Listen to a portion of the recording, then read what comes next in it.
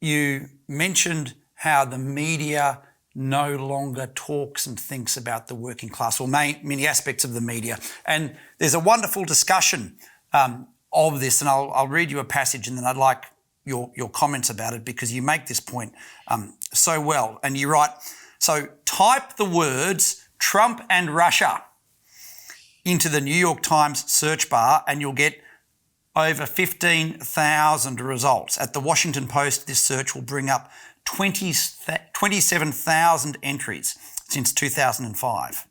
And then you say, compare this to the phrase opioid crisis over the same period, which returns just 1,047 results at the Times and 2,639 results at the Washington Post. And you go on, homelessness gets a mere 4,818 results, and income inequality gets just under 3,000. What does that describe to you? So, sociologists have gone back and trawled the archives of the New York Times to teach us what they are focused on and what they're not. I just did this little search to show that gap. But I think the point I was trying to make is Trump and Russia, I mean, of course, now we know, right, that so much of that Russiagate story was wrong, right, was, completely false. But even at the time, the idea that somehow Trump and Russia was more important than homelessness, was more important than opioid addiction, which was robbing working class Americans of their lives, like the deaths of despair, just committing suicide out of despair.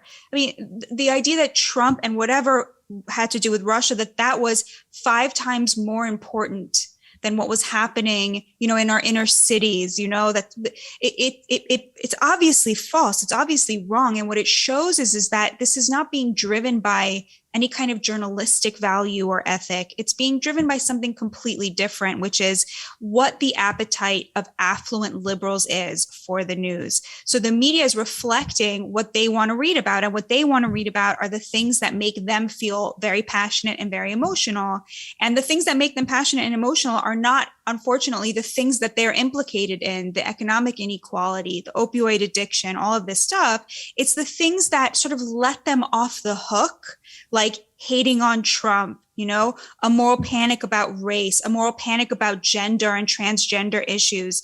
These are all distractions from the actual divides in America, the actual moral emergencies in America that affluent liberals are implicated in and could solve and could fix and could help with, but it would involve sacrificing something as opposed to the things they love talking about.